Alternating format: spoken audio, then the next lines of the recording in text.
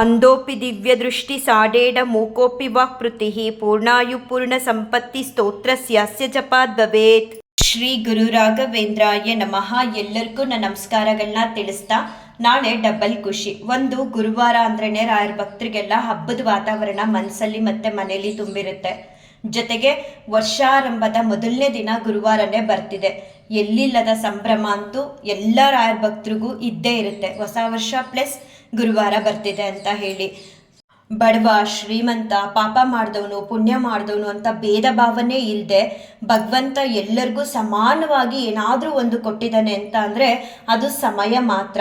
ನಾವು ಆ ಸಮಯನ ಹೇಗಾದರೂ ಉಪಯೋಗಿಸ್ಕೊಳ್ಳಿ. ಭಗವಂತ ಮಾತ್ರ ಯಾವ ತಾರತಮ್ಯನೂ ಇಲ್ಲದೆ, ಇವನು ದೊಡ್ಡ ಶ್ರೀಮಂತ, ಇವನಿಗೆ 24 ಅವರ್ಸ್ಗಿಂತ ಜಾಸ್ತಿ ಕೊಡೋಣ, ಅಥವಾ ಇಲ್ಲಿ ಯಾರೋ ಸ್ವಲ್ಪ ಬಡವರಿದ್ದಾರೆ ಇವ್ರಿಗೆ ಒಂದು 20 ಅವರ್ಸ್ ಕೊಡೋಣ ಅಂತ ಹೇಳಿ ಯಾವ ಒಂದು ರೀತಿ ತಾರತಮ್ಯನೂ ಮಾಡದೆ ಎಲ್ಲರಿಗೂ ಕೂಡ ಈಕ್ವಲ್ ಆಗಿ ಸಮಯ ಅನ್ನೋದನ್ನ ಕೊಟ್ಟಿದ್ದಾರೆ ಭಗವಂತ. ನಾವು ಹೇಗೆ ಉಪಯೋಗಿಸ್ಕೊಳ್ತೀವೋ ಅದ್ರ ಮೇಲೆ ನಮ್ಮ ಸಮಯನ ನಾವು ಸದುಪಯೋಗನ ಪಡಿಸ್ಕೊಳ್ತೀವಿ. ಕೆಲವೊಂದೊಂದ್ಸಲ ಎಷ್ಟೋ ಸಮಯ ಕೊಟ್ಟಿರ್ತಾನೆ ಭಗವಂತ, ಅದನ್ನ ನಾವು ನಮ್ಮ ಒಳಿತಿಗೆ ಅಥವಾ ನಮಗೆ ಉಪಯೋಗಕರ ಆಗ ರೀತಿ ಬಳಸ್ಕೊಳ್ಳಲ್ಲ. ಬದಲಾಗಿ ಸಮಯನ ಕಳೀತೀವಿ, ಸಮಯನ ವೇಸ್ಟ್ ಮಾಡ್ತೀವಿ. ದಿನ ನಾವು ನಮ್ಮ ಉಪಯೋಗಕ್ಕೆ ಸಮಯನ ಬಳಸ್ಕೊಳ್ದೇ ಇದ್ರು ದಿನಗಳು ಉರುಳುತ್ತಾನೆ ಇರುತ್ತೆ. ಈಗ ಹೊಸ ವರ್ಷ ಬರ್ತಿದೆ. ಭಗವಂತ ಯಾರಿಗೂ ಮೋಸ ಮಾಡದೆ ಎಲ್ಲರನ್ನೂ ಕೂಡ ಒಂದೇ ದೃಷ್ಟಿಲಿ ನೋಡಿ ಸಮಯ ಅನ್ನೋದನ್ನ ಎಲ್ಲರಿಗೂ ಸಮಾನ ಆಗಿ ಕೊಟ್ಟಿದ್ದಾರೆ. ಪ್ರತಿ ನಿಮಿಷ ಪ್ರತಿ ಗಂಟೆ ಕೂಡ ಇಂಪಾರ್ಟೆಂಟ್ ಆಗಿರುತ್ತೆ. ನೀವು ಏನೇ ಕೆಲಸ ಮಾಡಿ ಆ ಸಮಯನ ನಿಮಗೋಸ್ಕರ ಬಳಸ್ಕೊಡಿ, ಒಳ್ಳೇದಕ್ಕೋಸ್ಕರ ಬಳಸ್ಕೊಡಿ. ವ್ಯರ್ಥ ಮಾಡ್ಕೋಬೇಡಿ ನಿಮ್ಮ ಸಮಯನ. ಮನೆ ಕೆಲಸ ಮಾಡೋರಾಗಲಿ ಅಥವಾ ಬಿಸ್ನೆಸ್ ಮಾಡೋರಾಗಲಿ, ಸ್ಕೂಲ್ಗೆ ಹೋಗುವಂಥ ವಿದ್ಯಾರ್ಥಿಗಳಾಗಲಿ, ಮನೇಲಿರುವಂತಹ ಗೃಹಿಣಿಗಳಿಗಾಗಲಿ ಎಲ್ಲರನ್ನೂ ಕೂಡ ಭಗವಂತ ಒಂದೇ ದೃಷ್ಟಿಲಿ ನೋಡಿ ಸಮಯ ಅನ್ನೋದನ್ನು ಪ್ರತಿಯೊಬ್ಬರಿಗೂ 24 ಅವರ್ಸ್ ಕೊಟ್ಟಿರ್ತಾರೆ. ಆ ಸಮಯನ ನಿಮ್ಮ ಒಳಿತಕ್ಕೋಸ್ಕರ ಹಾಳು ಮಾಡ್ಕೊಳ್ಳುತ್ತೆ. ಪ್ರತಿಯೊಂದು ನಿಮಿಷನೂ ಕೂಡ ನಿಮಗೆ ಒಳ್ಳೆಯದಾಗೋ ರೀತಿ ಉಪಯೋಗ ಮಾಡಿಕೊಡಿ. ಮನಸ್ಸು ಶುದ್ಧತೆಯಿಂದ ನಾವೇನೇ ಒಂದು ಒಳ್ಳೆ ಕೆಲಸ ಮಾಡಿದ್ರೂ ಭಗವಂತನ ಅನುಗ್ರಹ ನಮ್ಮ ಮೇಲೆ ಇದ್ದೇ ಇರುತ್ತೆ. ನಾಳೆ ಹೊಸ ವರ್ಷದ ಮೊದಲನೇ ದಿನ ನಿಮ್ಮ ಮನೆಗಳಲ್ಲಿ ಯಥಾಶಕ್ತಿ ರಾಯರ ಸೇವೆ ನಡೆಯುತ್ತೆ. ಪ್ರತಿ ವಾರದ ಹಾಗೆ ಸ್ವಲ್ಪ ವಿಶೇಷ ಏನಂದರೆ ಹೊಸ ವರ್ಷ ಬರ್ತಿದೆ ಅನ್ನೋದೊಂದು ಇರುತ್ತೆ ಮನಸ್ಸಲ್ಲಿ. ರಾಯರ ಹತ್ರ ಬೇಡ್ಕೊಳ್ಳಿ ಯಾವಾಗಲೂ, ಸ್ವಾಮಿ ನಿಮ್ಮಲ್ಲಿ ಭಕ್ತಿ ಕೊಡಿ, ಶ್ರದ್ಧೆ ಕೊಡಿ, ಸೇವೆ ಕೊಡಿ ಅಂತ. ಹಾಗೆ ರಾಯರನ್ನ ಒಬ್ಬರು ತಂದೆಯಾಗಿ ನೋಡಿ, ಇಲ್ಲ ಒಂದು ತಾತನಾಗಿ ನೋಡಿ. ಏನಿಲ್ಲ, ಅವ್ರು ಸೇವೆ ಮಾಡ್ತಿದ್ದೀವಿ, ನಮ್ಮ ತಂದೆ ರೀತಿ ಅವ್ರ ಸೇವೆ ಮಾಡ್ತಿದ್ದೀನಿ, ಇಲ್ಲ ನಮ್ಮ ತಾತನ ರೀತಿ ರಾಯರು ನಾನು ಅವ್ರ ಸೇವೆ ಮಾಡ್ತಿದ್ದೀನಿ ಅಂತ ಹೇಳಿ ಶ್ರದ್ಧಾ ಭಕ್ತಿ ನಿಷ್ಠೆಯಿಂದ ಸೇವೆ ಮಾಡ್ತಾ ಹೋಗಿ. ಯಾವ ಅಪೇಕ್ಷೆಗಳನ್ನು ಕೂಡ ರಾಯರ ಹತ್ರ ಇಟ್ಕೋಬೇಡಿ. ಎಲ್ಲನೂ ಕೂಡ ರಾಘವೇಂದ್ರ ಸ್ವಾಮಿಯವರೇ ನಿಮ್ಮ ಬದುಕಿಗೆ ಯಾವುದು ಬೇಕು ಯಾವುದು ಬೇಡ ಅನ್ನೋದನ್ನ ತಿಳಿದು ಅನುಗ್ರಹ ಮಾಡ್ತಾ ಇರ್ತಾರೆ. ಈಗ ಮನೇಲಿ ನಿಮ್ಮ ತಂದೆ ಇದ್ರೆ ಅಥವಾ ನಿಮ್ಮ ತಾತ ಇದ್ರೆ ಸುಮ್ಮನೆ ನಿಮ್ಮ ಕೈಲಿ ಸೇವೆನ ಮಾಡಿಸ್ಕೊಳ್ತಾರ? ಅಥವಾ ನೀವು ಸೇವೆ ಮಾಡಿದ್ಮೇಲೆ ಅದಕ್ಕೇನಾದರೂ ಪ್ರತಿಫಲವಾಗಿ ಕೊಡಲ್ವಾ? ನಿಮ್ಮ ಬಗ್ಗೆ ಯೋಚನೆ ಮಾಡಲ್ವಾ? ನಿಮ್ಮ ಜೀವನಕ್ಕೆ ಯಾವ್ದು ಬೇಕು ಯಾವುದು ಬೇಡ ಅಂತ ತೀರ್ಮಾನ ಮಾಡಲ್ವಾ? ಹಾಗೆ ಆ್ಯಸ್ ಇಟ್ ಈಸ್ ರಾಘವೇಂದ್ರ ಸ್ವಾಮಿಯವರು ಅಷ್ಟೇ. ಅವ್ರನ್ನ ತಂದೆಯಾಗಿ ನೋಡಿ, ಇಲ್ಲ ತಾತನಾಗಿ ನೋಡಿ, ಇಲ್ಲ ತಾಯಿಯಾಗಿ ನೋಡಿ. ಇಷ್ಟೇ. ಬೆಳಗ್ಗೆ ಎದ್ದು ಅವ್ರಿಗೆ ನಮಸ್ಕಾರ ಮಾಡಿ ಅವ್ರ ಸೇವೆನ ಮಾಡಿ, ಸಂಜೆ ಹೊತ್ತು ಅವ್ರ ಸೇವೆನ ಮಾಡಿ, ಪ್ರತಿ ಗುರುವಾರ ಅವ್ರ ಸೇವೆನ ಮಾಡಿ, ಮಠಗಳಿಗೆ ಹೋಗಿ ಸಾಧ್ಯ ಆದರೆ ಮಾಡಿ, ಏಕಾದಶಿ ಆಚರಣೆ ಮಾಡಿ. ಇದಿಷ್ಟು ಮಾಡ್ತಾ ಹೋದರೆ ರಾಘವೇಂದ್ರ ಸ್ವಾಮಿಯವ್ರ ಹತ್ರ ನೀವು ಯಾವ ಅಪೇಕ್ಷೆಗಳನ್ನು ಇಟ್ಕೊಳ್ಳದೆ ಮಾಡಿ ಅವ್ರ ಸೇವೆನ ನೋಡಿ. ಆಮೇಲೆ ಎಲ್ಲವನ್ನು ಕೂಡ ರಾಘವೇಂದ್ರ ಸ್ವಾಮಿಯವರೇ ನಿಮ್ಮ ಬದುಕಿಗೆ ಬೇಕಾಗಿರುವಂಥ ಎಲ್ಲ ಅತ್ಯವಶ್ಯಕತೆ ಏನಿದೆ ಅದನ್ನೆಲ್ಲನೂ ಕೂಡ ಕರುಣಿಸ್ತಾ ಬರ್ತಾರೆ. ಸುಮ್ಮನೆ ಮನಸ್ಸಲ್ಲಿ ನೀವೇನೋ ಒಂದು ಇಟ್ಕೊಂಡಿರ್ತೀರಾ, ರಾಯರ ಹತ್ರ ಹೇಳಬಾರ್ದು, ಬರೀ ಅವ್ರ ಸೇವೆ ಮಾಡಬೇಕು ಅಂದ್ಕೊಂಡು ಸೇವೆ ಮಾಡ್ತಿರ್ತೀರಾ. ಆ ನಿಮ್ಮ ಮನಸ್ಸಿನ ಅಪೇಕ್ಷೆಗಳು ಕೂಡ ರಾಯರಿಗೆ ತಲುಪಿರುತ್ತೆ. ಆ ಸಮಯ ಅನ್ನೋದು ಬಂದಾಗ ನೀವು ಕೇಳದೆ ಇದ್ರೂ ಕೊಟ್ಬಿಟ್ಟಿರ್ತಾರೆ. ಆವಾಗ ನಿಮ್ಗೆ ಅನ್ಸುತ್ತೆ, ನಾನು ಹೇಳ್ಕೊಂಡೇ ಇರಲಿಲ್ವಲ್ಲ ರಾಯರ ಹತ್ರ, ಆದರೂ ನಮಗೆ ಅನುಗ್ರಹ ಮಾಡಿದಾರಲ್ಲ ಅಂತ. ಏನೂ ಹೇಳೋದು ಬೇಡವೇ ಬೇಡ. ರಾಘವೇಂದ್ರ ಸ್ವಾಮಿಯವ್ರ ಮಠಕ್ಕೆ ಹೋಗಿ ಆದರೂ ಸರಿ, ಅಥವಾ ನಿಮ್ಮ ಮನೇಲಿ ರಾಯರ ಮುಂದೆ ಫೋಟೋದಲ್ಲಿ ನಿಂತಾದರೂ ಸರಿ, ಒಂದ್ಸಲ ನೀವು ಜೀವನದಲ್ಲಿ ಅವ್ರಿಗೆ 2 ಕೈ ಜೋಡಿಸಿ ಭಕ್ತಿ ಶ್ರದ್ಧೆ ನಿಷ್ಠೆಯಿಂದ ನಮಸ್ಕಾರ ಮಾಡಿದ್ರೆ ಸಾಕು. ರಾಘವೇಂದ್ರ ಸ್ವಾಮಿಯವರು ಎಲ್ಲವನ್ನೂ ಕೂಡ ತಿಳ್ಕೊಳ್ತಾರೆ. ಇವಳಿಗೆ ಏನು ಕಷ್ಟ ಇದೆ ಅಥವಾ ಇವನಿಗೆ ಯಾವ ಕಷ್ಟಗಳಿದೆ ಮತ್ತೆ ಯಾವ ಇಷ್ಟಾರ್ಥಗಳಿದೆ ಅಂತ ಎಲ್ಲವನ್ನೂ ಕೂಡ ಅರ್ಥ ಮಾಡ್ಕೊಳ್ತಾರೆ ರಾಘವೇಂದ್ರ ಸ್ವಾಮಿಯವರು. ಬರೀ ಅವ್ರ ಸೇವೆ ಏನು ಕೂಡ ವಹಿಸ್ಬೇಡಿ. ನಿಷ್ಕಲ್ಮಶವಾಗಿ ಸ್ವಾಮಿ ನಿಮ್ಮ ಸೇವೆ ಒಂದು ಕೊಡಿ, ನಿಮ್ಮಲ್ಲಿ ಭಕ್ತಿ ಒಂದು ಕೊಡಿ, ಜ್ಞಾನ ಕೊಡಿ ಅಂತ ಹೇಳಿ ಅವ್ರ ಸೇವೆನ ಮಾಡಿ ನಿಜವಾಗ್ಲೂ ರಾಘವೇಂದ್ರ ಸ್ವಾಮಿಯವರು ನಿಮ್ಮ ಬದುಕನ್ನ ದಿಕ್ಕನ್ನೇ ಬದಲಾಯಿಸ್ತಾರೆ. ನೀವು ಹೇಗೆ ಇರಿ, ಏನೇ ಮಾಡ್ತೀರಿ, ಸ್ವಾಮಿಯವ್ರ ಹತ್ರ ಹೋಗಿ ಶರಣಾಗಿ ಭಕ್ತಿಯಿಂದ, ಸ್ವಾಮಿ ನನಗೆ ನಿಮ್ಮ ಸೇವೆ ಮಾಡಬೇಕು ಅನ್ನೋ ಆಸೆ ಇದೆ, ಅವಕಾಶ ಮಾಡಿಕೊಡಿ, ನಮ್ಮ ಕಷ್ಟ ಕಾರ್ಪಣ್ಯ ಎಲ್ಲ ನಿಮ್ಮ ಪಾದಕ್ಕೆ ಹಾಕಿದ್ದು, ನೀವು ಹೇಗೆ ಕರ್ಕೊಂಡು ಹೋಗ್ತಿರೋ ನಮ್ಮ ಬದುಕನ್ನು ಆ ರೀತಿ ನಾನು ನೀವು ತೋರಿಸಿದ ದಾರಿಲಿ ನಡೀತೀನಿ ಅಂತ ಹೇಳಿ ಒಮ್ಮೆ ರಾಯರ ಮುಂದೆ ಶರಣಾಗತಿನ ಹೊಂದಿ, ಅಂದರೆ ಅವ್ರಿಗೆ ಸರೆಂಡರ್ ಆಗಿ ರಾಯರು ನಿಮ್ಮ ಜೀವನನ ಖಂಡಿತವಾಗ್ಲೂ ನಿಧಾನ ಆಗ್ಬೋದು, ಕೆಲವ್ರಿಗೆ ಬದಲಾಯಿಸ್ತಾರೆ. ಎಷ್ಟೋ ಜನ ರಾಯರ ಪಾದನ ಹಿಡಿದು ರಾಯರ ಸೇವೆನ ಮಾಡಿ ಉದ್ಧಾರ ಆಗಿದ್ದಾರೆ.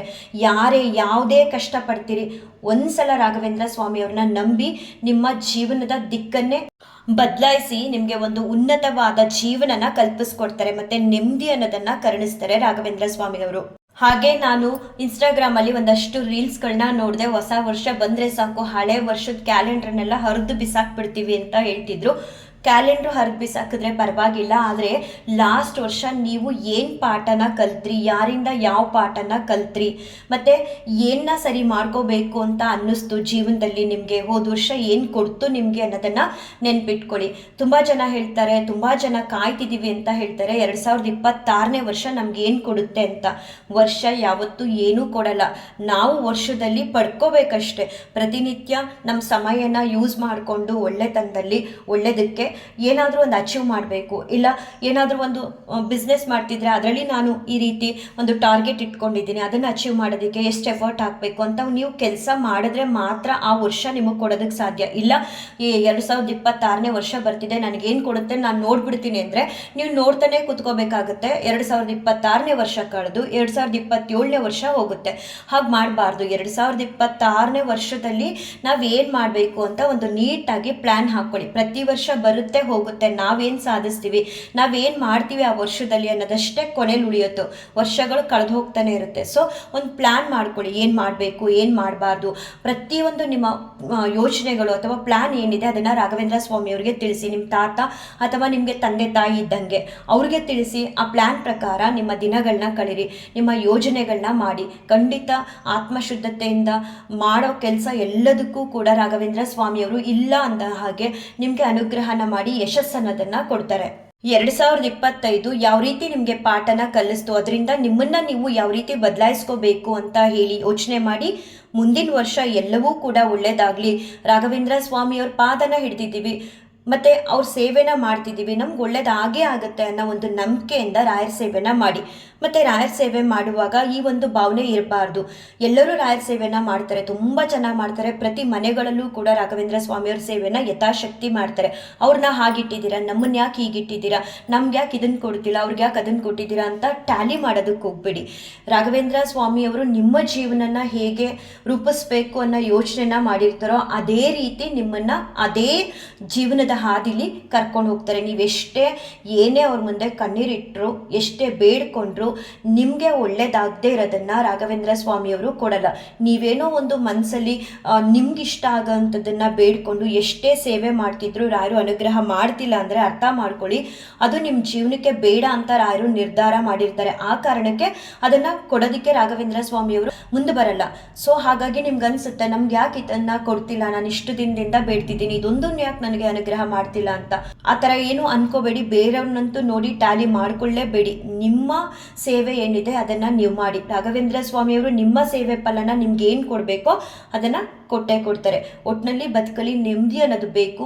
ಹಾಗಾಗಿ ರಾಯರ ಹತ್ರ ನಾಳೆ ಬೇಡ್ಕೊಳ್ಳಿ, ಸ್ವಾಮಿ ಹೊಸ ವರ್ಷದಿಂದ. ಕೆಲವರು ಹೊಸ ವರ್ಷನ ಯುಗಾದಿಗೆ, ನಾವೆಲ್ಲರೂ ಆಲ್ಮೋಸ್ಟ್ ಹಿಂದೂ ಪಂಚಾಂಗದ ಪ್ರಕಾರ ಯುಗಾದಿನೇ ಹೊಸ ವರ್ಷ ಅಂತ ಸೆಲೆಬ್ರೇಟ್ ಮಾಡ್ತೀವಿ. ಆದರೆ ಇವಾಗೆಲ್ಲ ಅಭ್ಯಾಸ ಆಗೋಗಿದೆ, ಜನವರಿಯಿಂದನೇ ಹೊಸ ವರ್ಷ ಅಂತ ಹೇಳಿ ನಾವು ಸೆಲೆಬ್ರೇಟ್ ಮಾಡ್ತೀವಿ. ಸೊ ರಾಯರ ಹತ್ರ ಬೇಡ್ಕೊಳ್ಳಿ, ಆರೋಗ್ಯ, ಆಯಸ್ಸು, ಯಶಸ್ಸು, ನೆಮ್ಮದಿ ಎಲ್ಲವನ್ನೂ ಕರುಣಿಸಪ್ಪ. ಏನೇ ಆಗಲಿ ನೀವೇ ನಮಗೆ ದಿಕ್ಕು, ದಾರಿ, ದೀಪ, ಆಸರೆ, ನಿಮ್ಮ ಹೊರತು ನಮ್ಗೆ ಯಾರೂ ಇಲ್ಲ, ದಾರಿ ತೋರಿಸಿ ಅಂತ ಅವ್ರ ಮುಂದೆ ಭಕ್ತಿಯಿಂದ ಬೇಡ್ಕೊಂಡು ನಾಳೆ 2 ತುಪ್ಪದ ದೀಪನ ಹಚ್ಚಿದ್ರೆ ಸಾಕು ಮನೇಲಿ ರಾಯರ ಮುಂದೆ. ಕೆಲವ್ರು ಹೇಳ್ತಾರೆ ಹೀಗೆ ಮಾಡಬೇಕು, ಹೀಗೆ ಮಾಡಬಾರ್ದು ಅಂತ. ಅಲ್ಲ, ಅದೆಲ್ಲ ಸುಮ್ಮನೆ ಅವ್ರು ಅಪಪ್ರಚಾರ ಮಾಡ್ತಿರ್ತಾರೆ ಒಂದು ರೀತಿ. ಅದನ್ನು ಯಾವುದನ್ನು ಕೂಡ ಗಮನಕ್ಕೆ ಹಾಕೋಬೇಡಿ. ನೀವುಂಟು, ರಾಘವೇಂದ್ರ ಸ್ವಾಮಿಯವರುಂಟು. ನಿಮ್ಮನೇಲಿ ಇರುವಂತಹ ತಂದೆ ತಾಯಿಗಳಿದ್ದ ಹಾಗೆ ರಾಘವೇಂದ್ರ ಸ್ವಾಮಿಯವರು ಅಂತ ತಿಳಿದು ಅವ್ರ ಸೇವೆನ ಯಥಾಶಕ್ತಿ ಮಾಡ್ತಾ ಹೋಗಿ. ಒಂದು ದಳ ತುಳಸಿ ಇಲ್ಲ ನಿಮ್ಗಿಷ್ಟ ಆದಂಥ ಹೂಗಳನ್ನ ಇಟ್ಟು ರಾಯರಿಗೆ ಒಂದು ಪೀಸ್ ಕಲ್ಸಕ್ಕರೆ ಇಟ್ಟು ನೈವೇದ್ಯ ಮಾಡಿದ್ರೂ ಕೂಡ ರಾಘವೇಂದ್ರ ಸ್ವಾಮಿಯವರು ಅದನ್ನು ಸ್ವೀಕಾರ ಮಾಡ್ತಾರೆ.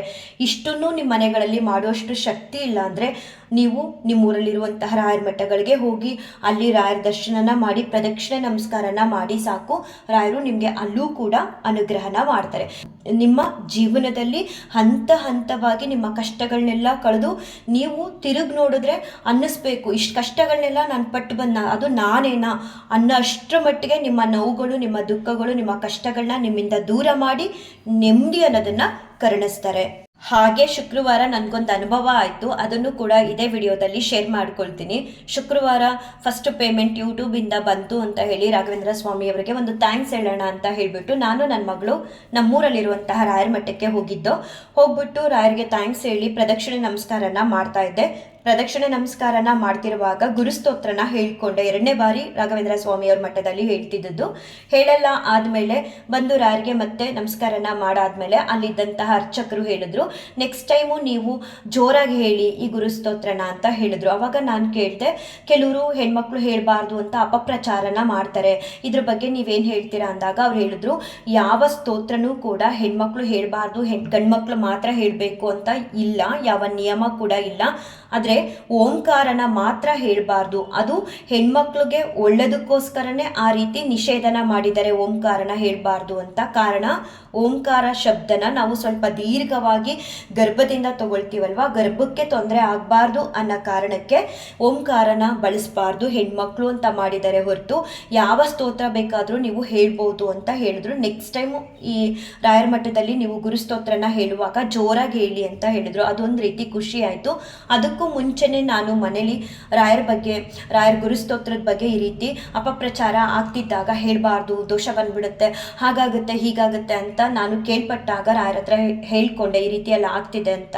ಆಗ ನನಗೆ ರಾಘವೇಂದ್ರ ಸ್ವಾಮಿಯವರು ಹೇಳಿದಿಷ್ಟೇ, ಯಾಕೆ ಚಿಂತೆ ಮಾಡ್ತೀಯ, ಇದನ್ನು ಕಲಿಸಿದವ್ರು ಯಾರು, ಹೇಗೆ ಕಲಿತೆ ಅಂದ ಮೇಲೆ ಯಾಕೆ ಚಿಂತೆ ಮಾಡಬಾರ್ದು ಅಂತ ಹೇಳ್ದಾಗ್ಲಿಂದನೂ ಕೂಡ ನಾನು ಪ್ರತಿ ಗುರುವಾರದ ವಿಡಿಯೋದಲ್ಲೂ ಕೂಡ ಗುರುಸ್ತೋತ್ರನ ಹೇಳ್ತಾ ಬರ್ತಿದ್ದೀನಿ.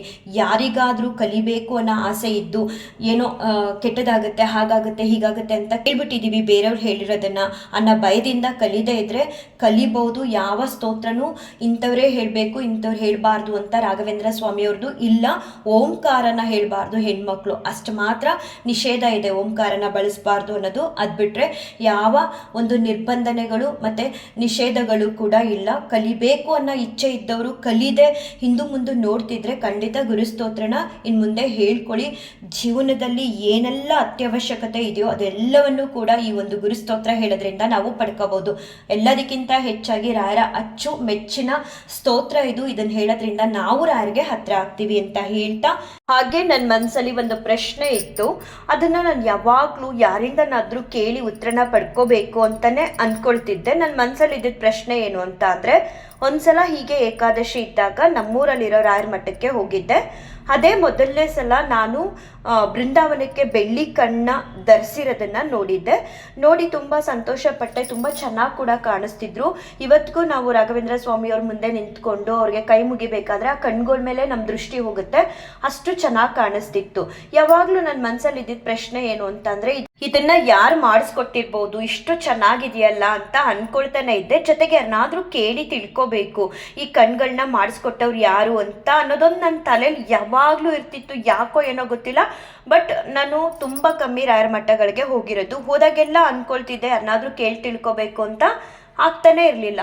ಮೊನ್ನೆ ಶುಕ್ರವಾರ ಹೀಗೆ ಅರ್ಚಕರ ಜೊತೆ ಮಾತಾಡ್ತಾ ನಾನು ಹೇಳ್ತಾ ಇದ್ದೆ, ಈ ರೀತಿ ನಾನು ಕೂಡ ರಾಯರನ್ನ ಪೂಜಿಸ್ತೀನಿ ಅಂತ ಎಲ್ಲ ಹೇಳಿದೆ. ಹಾಗೆ ಅವ್ರ ಬಾಯಿಂದ ಬಂತು, ನಾನಾಗೆ ಕೇಳ್ದವಳೆ ಅಲ್ಲ.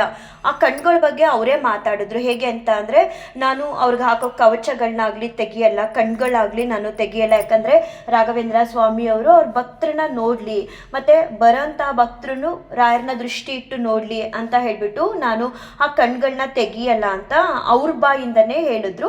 ಆಗ ನಾನು ಈ ಕಣ್ಗಳನ್ನ ಯಾರು ಮಾಡಿಸ್ಕೊಟ್ಟಿದ್ದು ಅಂತ ಅಂದ್ಬಿಟ್ಟು ಕೇಳಿದೆ. ಆಗ ಅವ್ರು ಹೇಳಿದ್ರು, ಯಾರು ಕೊಟ್ಟಿರೋದಲ್ಲ, ಇದು ಮಠದ್ದೇನೆ. ಮುಂಚೆ ಇದ್ದಂಥ ಅರ್ಚಕರು ಹಾಕ್ತಿದ್ರು, ರೇರಾಗಿ, ಕಂಪಲ್ಸರಿ ಎವ್ರಿಡೇ ಹಾಕ್ತಿರ್ಲಿಲ್ಲ. ನಾನು ಇವಾಗ ಪ್ರತಿನಿತ್ಯ ಹಾಕ್ತೀನಿ. ಯಾಕಂತ ಅಂದರೆ ರಾಯರು ಎಲ್ಲರನ್ನೂ ನೋಡಲಿ ಅಂತ ಹೇಳ್ಬಿಟ್ಟು ಅದನ್ನು ರಿಮೂವ್ನೇ ಮಾಡಲ್ಲ ಅಂತ ಹೇಳಿದ್ರು. ತುಂಬ ದಿನಗಳಿಂದ ನನ್ನ ಮನಸ್ಸಲ್ಲಿ ಅದೇನೋ ಗೊತ್ತಿಲ್ಲ, ಅದ್ರ ಬಗ್ಗೆ ತಿಳ್ಕೊಬೇಕು ಅನ್ನೋದೇ ಇತ್ತು. ನಾನು ಕೇಳದೆ ಇದ್ರೂ ಆ ವಿಚಾರನ ಮಾತಾಡಿ, ಕಣ್ಗಳು ರಾಯರಿಗೆ ಹಾಕಿದ್ದಂತಹ ಕಣ್ಗಳ ವಿಚಾರನ ರಾಯರು ನನಗೆ ನನ್ನ ಮನಸ್ಸಲ್ಲಿ ಇದ್ದಿದ್ದಂತಹ ಪ್ರಶ್ನೆಗೆ ಉತ್ತರನ ಅರ್ಚಕ್ರ ಮೂಲಕನೇ ಕೊಡಿಸಿದ್ರು. ತುಂಬ ಖುಷಿ ಆಯಿತು. ಅದೇನೋ ಗೊತ್ತಿಲ್ಲ, ತಲೆಯಲ್ಲಿ ಯಾವಾಗಲೂ ನಂಗೆ ಆ ಯೋಚನೆ ಬರ್ತಾನೆ ಇತ್ತು, ಯಾರನ್ನಾದರೂ ಕೇಳಿ ತಿಳ್ಕೊಬೇಕು ಅಂತ. ಬಟ್ ನನಗೆ ಇದ್ದಂತಹ ಪ್ರಶ್ನೆಗೆ ಉತ್ತರನ ರಾಯರು ಕೊಡಿಸಿದ್ರು. ತುಂಬ ಖುಷಿ ಆಯಿತು. ನಾನು ಪ್ರತಿ ಸಲ ನನ್ನ ವಿಡಿಯೋದಲ್ಲಿ ಹೇಳೋದು, ನಿಮ್ಮ ಅನುಭವಗಳನ್ನ ಹೇಳ್ಕೊಳ್ಳಿ, ಚಿಕ್ಕದಾಗಿರಲಿ ಅಥವಾ ದೊಡ್ಡ ಅನುಭವಗಳಾಗಿರಲಿ. ರಾಯರಿಂದ ಏನಾದರೂ ನಿಮಗೆ ಅನುಭವಗಳಾಗ್ತಿದೆ ಅಂದರೆ ಅದನ್ನು ಶೇರ್ ಮಾಡ್ಕೊಳ್ಳಿ. ಕೇಳೋರ್ಗೂ ಕೂಡ ರಾಘವೇಂದ್ರ ಸ್ವಾಮಿಯವರ ಮೇಲೆ ಒಂದು ರೀತಿ ಭಕ್ತಿ ಅನ್ನೋದು ಬರುತ್ತೆ. ಮತ್ತು ನಮಗೂ ಕೂಡ ರಾಯರು ಒಂದಲ್ಲ ಒಂದು ರೀತಿ ಅನುಭವಗಳನ್ನ ಮಾಡ್ತಾರೆ, ನಮ್ಮ ಕಷ್ಟ ಕಾರ್ಪಣ್ಯಗಳನ್ನೂ ಕೂಡ ಪರಿಹಾರ ಮಾಡ್ತಾರೆ ಅನ್ನೋದು ಒಂದು ಅವ್ರ ಮನಸ್ಸಲ್ಲೂ ಕೂಡ ಮೂಡುತ್ತೆ. 3 ವರ್ಷ ಕಂಪ್ಲೀಟ್ ಆಯಿತು ನಾನು ರಾಘವೇಂದ್ರ ಸ್ವಾಮಿಯವ್ರನ್ನ ಪೂಜಿಸೋದಕ್ಕೆ ಶುರು ಮಾಡಿ. ಮತ್ತು ರಾಘವೇಂದ್ರ ಸ್ವಾಮಿಯವರು ನನ್ನಪ್ಪ, ನನ್ನ ತಂದೆ ನನ್ನ ಬದುಕಲ್ಲಿ ಬಂದು ನನ್ನೆಲ್ಲ ಕಷ್ಟ ಕಾರ್ಪಣ್ಯಗಳನ್ನ ನನ್ನಿಂದ ದೂರ ಮಾಡಿ ಇವತ್ತಿನವರೆಗೂ ನನಗೆ ನೆಮ್ಮದಿ ಅನ್ನೋದನ್ನು ಕರುಣಿಸಿ, ಏನೋ ನಾನು ಯಾವುದೂ ಕೂಡ ಅತಿಯಾಗಿ ಆಸೆ ಪಡಲ್ಲ. ಒಂದೇನು ಗೊತ್ತಾ, ರಾಘವೇಂದ್ರ ಸ್ವಾಮಿಯವರು ನಮಗೆ ಅಂಥ ಮನಸ್ಥಿತಿನ ಕೊಟ್ಬಿಡ್ತಾರೆ. ಇದ್ದಿದ್ರಲ್ಲಿ ಬದುಕು ನಡೆಸಬೇಕು ಅನ್ನೋ ಒಂದು ಮನಸ್ಥಿತಿನ ಪ್ರತಿಯೊಬ್ಬರಲ್ಲೂ ತುಂಬ್ತಾರೆ. ನಾವು ಅವರ ಸೇವೆ ಮಾಡಬೇಕು, ನಮ್ಮ ಬದುಕನ್ನು ಎಲ್ಲ ರೀತಿಲೂ ಬದಲಾಯಿಸ್ತಾರೆ. ಮನಸ್ಥಿತಿ, ಪರಿಸ್ಥಿತಿ ಎಲ್ಲಾನು ಕೂಡ ಬದಲಾಯಿಸ್ತಾರೆ ಅವ್ರ ಸೇವೆಯನ್ನ ಮಾಡಿದಾಗ. ಆ ಅನುಭವಗಳು ನನಗಾಗ್ತಿದೆ. ನಿಮ್ಗೇನಾದರೂ ಕಷ್ಟ ಅಂತ ಅನ್ನಿಸ್ದಾಗ ಅಥವಾ ನಿಮ್ಮ ಇಷ್ಟಾರ್ಥಗಳು ಯಾವುದೋ ಒಂದು ಇನ್ನೂ ಈಡೇರಿಲ್ಲ ಅಂತ ಅನ್ನಿಸ್ದಾಗ ಇಷ್ಟು ಮಾತ್ರ ನೆನ್ಪು ಮಾಡ್ಕೊಳ್ಳಿ, ರಾಘವೇಂದ್ರ ಸ್ವಾಮಿಯವರೇ ಎಷ್ಟೆಲ್ಲ ಕಷ್ಟಪಟ್ಟಿದ್ದಾರೆ ಅಂದರೆ ಅವ್ರು ಪಟ್ಟಿರೋ ಕಷ್ಟಗಳು ಒಂದಲ್ಲ ಎರಡಲ್ಲ, ಅಷ್ಟು ಕಷ್ಟಗಳನ್ನ ಪಟ್ಟಿದ್ದಾರೆ. ಅವ್ರ ಕಷ್ಟಗಳ ಮುಂದೆ ಇವತ್ತು ನಮ್ಮ ಕಷ್ಟಗಳು ಏನಂದರೆ ಏನೂ ಅಲ್ಲ. ಮತ್ತು ಅವಾಗ ರಾಘವೇಂದ್ರ ಸ್ವಾಮಿಯವ್ರಿಗೆ ಕಷ್ಟಗಳನ್ನ ಅವರಿಂದ ಪಾರು ಮಾಡೋದಕ್ಕೆ ಭಗವಂತ ಇದ್ರೂ ಕೂಡ ಅವರು ಭಗವಂತನ ಮೊರೆ ಹೋಗ್ತಿರ್ಲಿಲ್ಲ. ಭಗವಂತ ನಿಮ್ಮಿಂದ ನನಗೆ ಕಷ್ಟಗಳು ಬರ್ತಿದೆ, ಇದನ್ನ ಸರಿ ಮಾಡಿ ಅಂತ ಯಾವತ್ತೂ ಕೂಡ ಅವರು ಭಗವಂತನ ದೂಷಣೆ ಮಾಡಲೇ ಇಲ್ಲ. ಬದಲಾಗಿ ಇದೆಲ್ಲ ನೀನು ಇಚ್ಛೆ ಭಗವಂತ, ನೀನು ಕೊಡ್ತಿದೆಯಾ ಕಷ್ಟಗಳನ್ನ, ನಾನು ಎದುರಿಸ್ತೀನಿ ಅಂತ ಹೇಳಿ ಎಲ್ಲವನ್ನೂ ಕೂಡ ಭಗವಂತನ ಮೇಲೆ ಹಾಕ್ತಿದ್ರು. ಎಲ್ಲವೂ ನಿನ್ನ ಇಚ್ಛೆ ಅಂತ ಹೇಳಿ ಸ್ವೀಕಾರನ ಮಾಡ್ತಿದ್ರು. ಆದರೆ ಇವಾಗ ನಮ್ಮ ಪರಿಸ್ಥಿತಿ ಆ ರೀತಿ ಇಲ್ಲ. ನಮ್ಗೇನಾದರೂ ಒಂದು ಕಷ್ಟ ಬರಲಿ, ರಾಘವೇಂದ್ರ ಸ್ವಾಮಿಯವರು ಇದ್ದಾರೆ. ಅಥವಾ ನಮ್ಮ ಇಷ್ಟಾರ್ಥಗಳನ್ನ ನಾವು ಹೇಳ್ಕೋಬೇಕು ಅಂತ ಅಂದರೆ ಅದನ್ನು ಕೇಳಿಸ್ಕೊಳ್ಳೋದಕ್ಕೆ ಅಂತ ನಮಗೆ ತಂದೆಯಾಗಿ ರಾಘವೇಂದ್ರ ಸ್ವಾಮಿಯವರು ಇದ್ದಾರೆ. ಎಲ್ಲವನ್ನೂ ಕೂಡ ಕರುಣಿಸ್ತಾರೆ. ತಡ ಮಾಡಬೇಡಿ, ಎಂಥದ್ದೇ ಕಷ್ಟ ಇರಲಿ, ಅಲ್ಲೋಗಿ ಇಲ್ಲೋಗಿ ಆ ಪೂಜೆ ಮಾಡಿಸಿ ಈ ಪೂಜೆ ಮಾಡಿಸಿ ಅಂತ ಹೇಳೋದೆಲ್ಲ ಕೇಳಿಕೊಂಡು ನಿಮ್ಮ ಸಮಯ ಮತ್ತು ದುಡ್ಡು ಕೂಡ ವೇಸ್ಟ್ ಮಾಡ್ಕೋಬೇಡಿ. ಬದಲಾಗಿ ಒಂದು ರಾಘವೇಂದ್ರ ಸ್ವಾಮಿಯವ್ರ ಫೋಟೋನ ನಿಮ್ಮ ಮನೇಲಿಟ್ಟು ಪ್ರತಿ ವಾರ ಪ್ರತಿದಿನ ಅವ್ರ ಸೇವೆನ ಮಾಡ್ತಾ ಹೋಗಿ ನಿಮ್ಮ ಬದುಕನ್ನು ಬಂಗಾರದ ಹಾಗೆ ಮಾಡ್ತಾರೆ. ನಿಮ್ಮೆಲ್ಲ ಕಷ್ಟ ಕಾರ್ಪಣ್ಯಗಳನ್ನ ಕಳೆದು ನಿಮಗೆ ಉನ್ನತವಾದ ಒಂದು ಜೀವನನ ಕರುಣಿಸಿ ಆ ಜೀವನದಲ್ಲಿ ನೆಮ್ಮದಿ ಅನ್ನೋದನ್ನ ಕೊಡೋದಕ್ಕೆ ಸಾಧ್ಯ ಅದು ರಾಘವೇಂದ್ರ ಸ್ವಾಮಿಯವರಿಂದ. ಸೊ ಅವ್ರ ಪಾದನ ಗಟ್ಟಿಯಾಗಿ ಹಿಡಿದು ಅವ್ರ ಸೇವೆನ ಮಾಡ್ತಾ ಬನ್ನಿ.